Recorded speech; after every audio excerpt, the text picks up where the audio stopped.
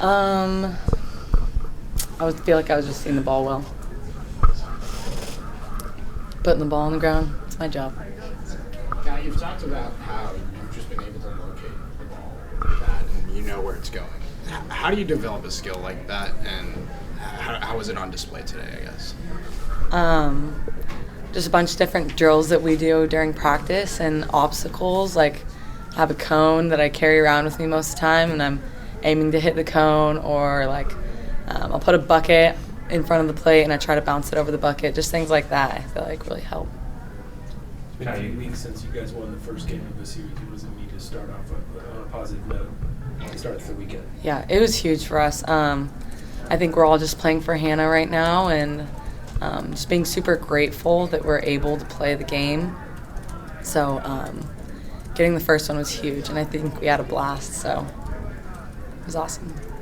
Kind of in these moments, obviously, as the Pac-12 season kind of starts to come to a close in this matchup and rivalry with Oregon State, do you guys start to kind of think about that this may be the last time, obviously, you guys face Oregon State in a while, or the last time that you guys obviously face this team as Pac-12 members? Not really. I feel like we play a faceless opponent every time, and we just want to keep getting hotter and hotter, and that's what we're doing, I feel like.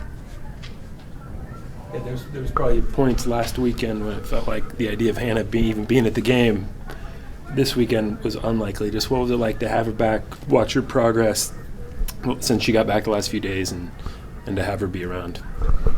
It just fills all of our hearts with joy and love. I mean, Hannah is one of the most amazing people you could ever meet, and we all just are so grateful to get to know her. So seeing her doing well, yeah, there's no way to describe it, honestly. It's like a sister. She's like a sister, and it's just so cool.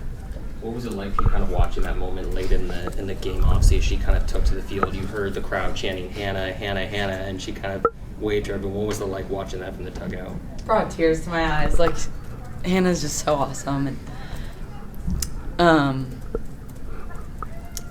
like, I'll never get to play with her again, but I'm so grateful that I've got to become one of her best friends, and it's just so cool.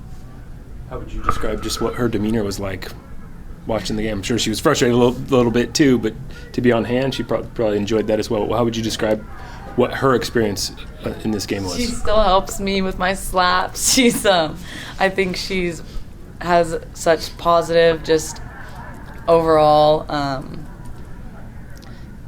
in every aspect. You know, she's just like helping us with outfield, helping us with whatever she can help, she's helping. Does it feel any different at all, knowing that obviously she's not behind you in the lineup right now, but knowing at the same time she is still there supporting you in some way, in some fashion in the dugout? I don't think it feels different. Just having her presence there is enough.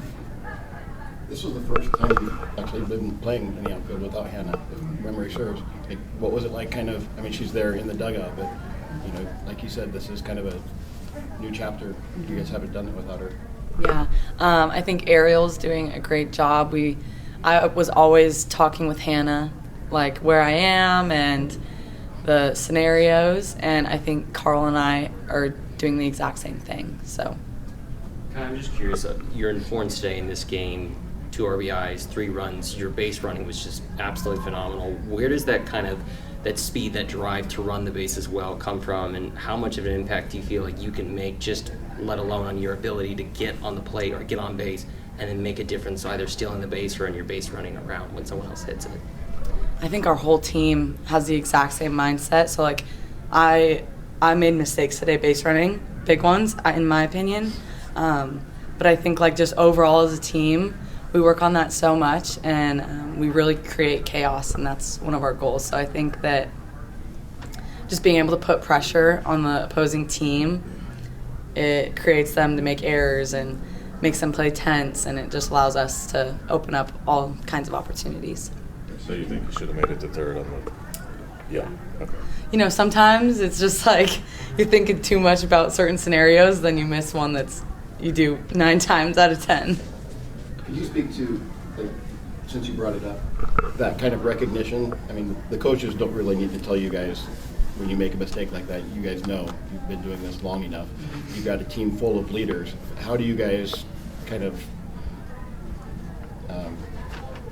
deal with that and kind of We always just like pick each other up. Like if I make a mistake, I look at someone, I'm like, I got you. Like we know that won't happen again, and and the next person will get it done and figure it out.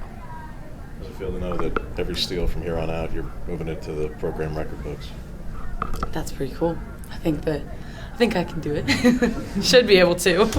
Hopefully, maybe tomorrow. I don't know. I don't even really look. I just try to play it day by day and do my best every day.